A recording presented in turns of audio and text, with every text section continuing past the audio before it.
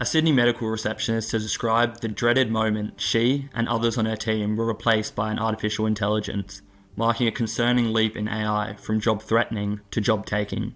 Katherine, who is 24 years old, worked as a medical receptionist at a clinic in the inner west of Sydney. Just 4 days before Christmas, her and 3 young co-workers were called into a meeting where they were informed their roles were being taken by AI. They basically brought us in and said, "Thank you so much for all your work here.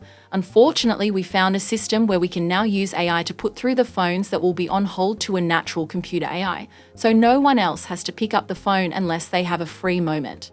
Staff were told emails would be automatically filed into separated mailboxes and patients would be greeted with a generic computer-generated message saying, "Thanks so much, we'll get back to you shortly." Adding insult to the incident, management waited until the 6-month-long probation period for new employees was almost up before letting them know just 4 days before Christmas.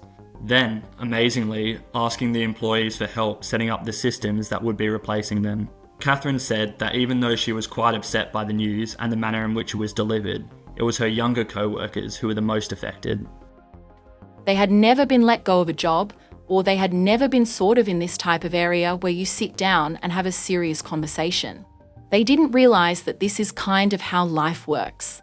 So they were upset and were like, "This isn't fair." I kind of sat there, thinking I understand, but I don't necessarily think the way you've done this was appropriate.